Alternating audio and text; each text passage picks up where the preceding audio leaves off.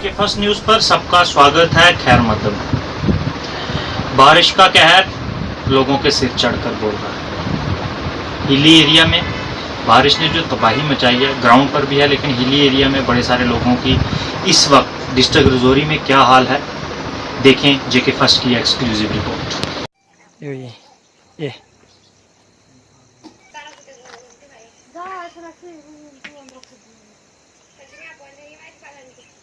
ये एक बार फिर मैं आज मीडिया के रूबरू आऊँगा। मैं मीडिया की अपने दिल की गहराइयों से मीडिया का शुक्रगुजार हूँ। मैं चाहूँगा कि मेरे गरीब लोगों को कम से कम कुछ गवर्नमेंट सहायता करे, इनकी गवर्नमेंट कुछ ना कुछ रिलीफ दे। मैं चाहूँगा एक बार फिर मीडिया को मैं अपनी तरफ से घुमा के पूरी जानकारी दूंगा कि मेरे लोगों के क्या नुकसान हो रहे हैं इस टाइम। डीसी साहब जरा आप देखेंगे, यहाँ मैं कहीं एक अपने वार्ड में दौरा किया, 8 नंबर वार्ड में दौरा करके मैंने देखा ये कोई मेरा एक गरीब आदमी है, करमचंद शर्मा, जिसका मकान पूरा ही गिर चुका है। जरा मैं पूरा घूम के दिखाऊंगा कि यहाँ बहुत ही पुराना मकान था ये, इनके पास कोई रहने के लिए घर नहीं था और यही एक मकान है इनका। ये भी गिर चुका है, इनके लिए रहने के लिए अभी कोई भी जगह नहीं है।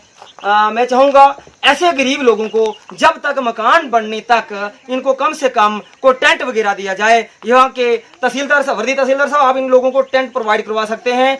एडीसी साहब, कोटरंका साहब को मैं अपनी तरफ से रिक्वेस्ट करूंगा, इन लोगों को कम से कम कोई टेंट दिया जाए। ये टेंट में रहने के लिए जब तक इनका मकान बनता, इनको कोई गवर्नमेंट रिलीफ करे, थोड़ी बहुत रिलीफ मिले। ये बिल्कुल गरीब हैं, इनके पास कोई अपने पास 4-5 कनाल जमीन है इन बंधु के पास, और बड़े ही गरीब लोग हैं ये मेरे। और इन गरीब लोगों के लिए गवर्नमेंट कुछ ना कुछ सोचे। ऐसे लोगों की इस बारिश में ना जाने ये मकान अभी भी 2-4 साल इनके लिए निकाल देता, लेकिन इतनी खतरनाक बारिश हुई, बेरहमी से बारिश हुई, इन लोगों का काफी सारा नुकसान हुआ। अब माने हम बात करेंगे डीसी साहब से कि डीसी साहब इन लोगों के पास ये बेचारे कमाने वाला कोई नहीं है इनका। ये करमचंद शर्मा जी खुद जिम्मेदारी पेशा करते हैं। जिम्मेदारी पेशा करने के बाद ये बंदे कुछ मजदूरी वगैरह करके अपना टाइम पास करते थे, पर कुछ ही टाइम से 2-3 साल से ये बंदा बीमार है। इसकी वाइफ लीला देवी भी बीमार है, उसको भी काफी डॉक्टरों के पास ले जाता है बंदा, इसके पास कुछ भी पैसे नहीं है। मैं चाहूंगा कुछ ना कुछ इसके लिए रिलीफ देके तहसीलदार साहब आप इसको कुछ मदद करवाएंगे ताकि ये अपना कोई नॉर्मल सा कोई मकान खड़ा करके अपना कुछ ना कुछ करे। हम भी पंचायत से कुछ करेंगे, पर मैं चाहूंगा वर्दी डीसी साहब कुछ ना कुछ इनके लिए लाएंगे। मैं इतना ही कहूंगा। फिर मैं पीडीडी डिपार्टमेंट से एक बार रिक्वेस्ट करूंगा कि पीडीडी डिपार्टमेंट ने क्या किया, यहाँ इन लोगों के लिए कोई बिल निकाल दिए। ये काफी पुरानी बिल दिए गए, ये बताएंगे मुझे जरा। इनके लिए जो बिल है ये आप देखेंगे सर, बिल बिजली का बिल इनका आ रहा है 13,274 रुपये का बिल है। ये आप क्लियर करके देखेंगे। इसके बाद ये काफी पुराना बिल है। या जब तक मुझे लग रहा है यहाँ एक पोल पड़ा हुआ काफी पुराना नीचे, यहाँ लाइट ही नहीं लगी हुई। शर्म आनी चाहिए लाइन बनाने वाले लोगों को, जो लोग मीटर ऑनलाइन करते हैं, जो मुलाजिम आके कम से कम मैं बात करूंगा पीडीडी डिपार्टमेंट से कि ये देखेंगे कि किसी के घर में लाइट ही नहीं है या लाइट लगी नहीं है तो इस बंदे का बिल आ रहा है। शर्म आनी चाहिए पीडीडी डिपार्टमेंट को, लानत होनी चाहिए ऐसे मुलाजिमों को। गरीबों के लिए आप क्या सहायता कर रहे हैं? जिन लोगों के घर में लाइट लगाई ही नहीं हमने, यह तार ही नहीं दिखी हमने, तो करमचंद शर्मा का 13,200 रुपए का बिल आ रहा है।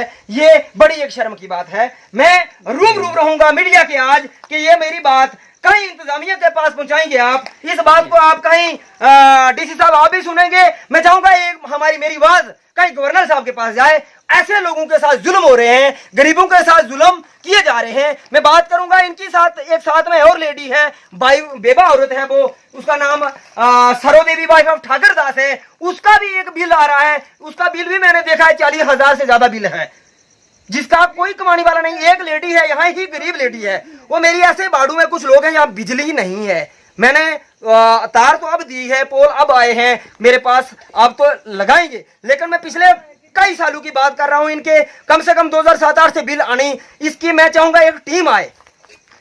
डीसी साहब एक आप टीम फॉलो करेंगे, कम से कम वो टीम गांव में आए, वो आके देखे कि इन लोगों के घर वाकई लाइट लगी थी या नहीं लगी थी, कब से लाइट लगी थी। वो सरपंच को पूछे, नंबरदार को पूछा जाए, चौकीदार को पूछा जाए, यहाँ के गांव के मुखिया को पूछा जाए और गांव के काफी सारे मौजूद लोगों को भी पूछा जाए कि किस घर में बिजली थी, कहाँ बिजली नहीं थी। वो इन लोगों गरीब कहां से पैसे देंगे जब इन्होंने बिजली नहीं लगाई, और पैसे कहां से देंगे जे। लेकिन मैं चाहता हूं जिन लोगों ने ये बिल निकाले हैं, इन लोगों की इंक्वायरी हो, इन लोगों की रूबरू इंक्वायरी करें डीसी साहब आप बुला के कि ये कैसे बिल बनाए थे। लाइट ही नहीं लगी थी यहाँ, जब इस घर में हमने अभी तक वायर तार ही नहीं है 2008 से लगी, तो आज अगर हम इनको बिल आ रहे हैं, मैं चाहता हूं 2016, 15, 16 और 14 से बिल इन लोगों के चालू हैं और 2020 तक इन लोगों के बिल आ रहे हैं। तो ये मैं चाहूंगा गवर्नमेंट काफी सारी इनकी अच्छी तरह से डीसी साहब आप इंक्वायरी लेंगे, पीडीडी डिपार्टमेंट की आप देखेंगे, ये बिल हैं इनके बार बार आ रहे हैं, कैसे देंगे ये लोग, इनका कमाने वाला कोई नहीं है। नरेगा में 202 रुपये दिहाड़ है, 20,000 रुपये कहां से लाएंगे जी। मैं चाहूंगा ये करमचंद शर्मा, इसको अभी तक बीपीएल नहीं है।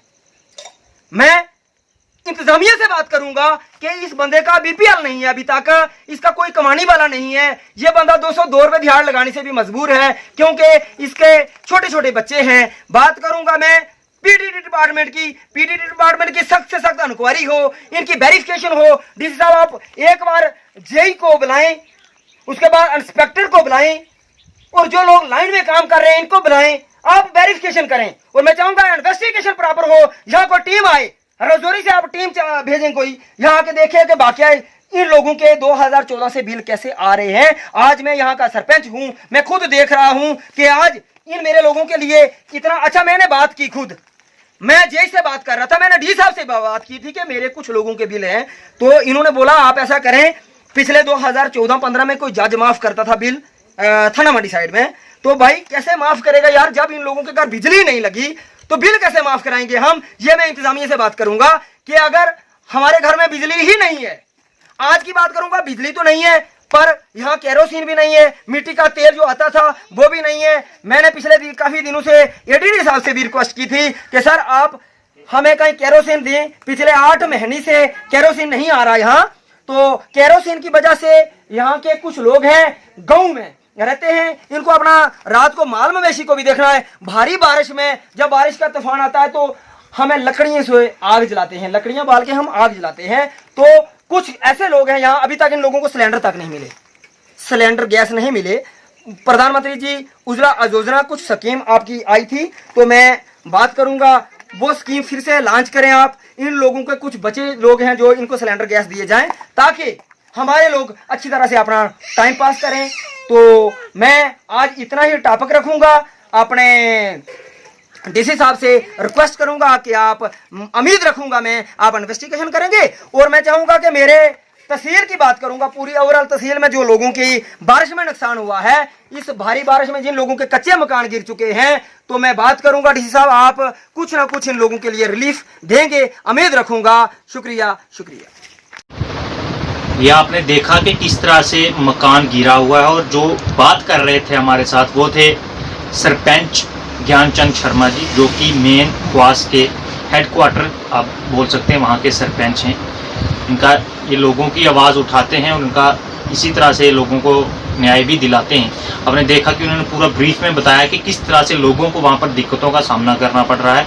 उन लोगों की यही एडमिनिस्ट्रेशन से रिक्वेस्ट है कि एक तो उन्हें टेंट प्रोवाइड कर दिए जाएँ जिन लोगों के मकान गिरे हैं, ताकि वो अपना गुजर बसर कर सकें, बारिश से बच सकें। और उसके बाद जो उनका जान माल का नुकसान हुआ है, जो उनके घर गिरे हैं, उन्हें पैसे प्रोवाइड किए जाएं, आर्थिक मदद दी जाए, जिससे वो अपना मकान फिर से बना सकें। लेटेस्ट न्यूज़ और लेटेस्ट अपडेट के लिए जुड़े रहें जेके फर्स्ट न्यूज़ के साथ। कैमरामैन विशाल शर्मा के साथ मैं दीपक शर्मा, जेके फर्स्ट न्यूज़, ख्वास रजौरी।